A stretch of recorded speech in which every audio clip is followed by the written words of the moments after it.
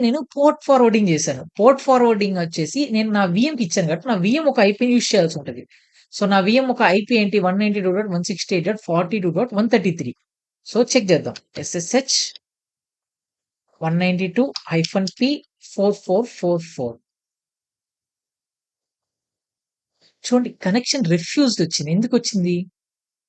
మనం అన్ని కరెక్ట్ గానే కదా చేసాము. ఇప్పుడు నాకు నా డాకర్ పేజ్‌లో గూడా నాకంతా కరెక్ట్ గానే కనిపిస్తుంది గదా! ఎక్కడ తప్పు చేశాము?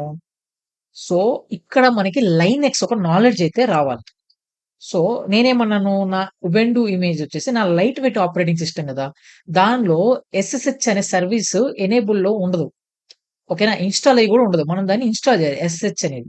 సో, మనం ఏం చేద్దాం Dakar exec-it and then c1/bin/bash.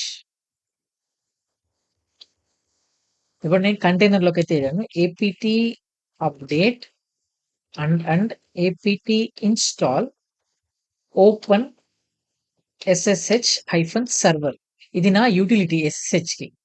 ఓకేనా? -y enter. సో, చెక్ చేద్దాం. సో, దీని తర్వాత.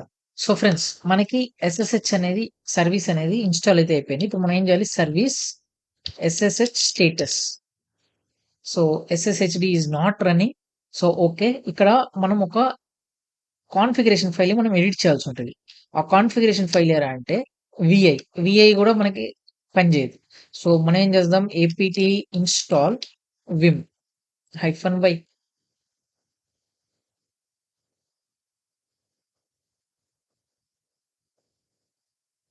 సో, దెన్ vi/etc ఇది కాన్స్టెంట్ లొకేషన్ అన్నమాట.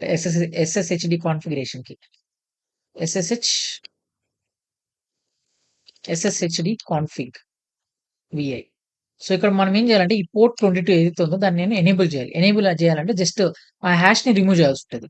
సో, అలానే ఇక్కడ నాకు ఒక పర్మిట్ రూట్ లాగిన్ అనేసి ఉంటది.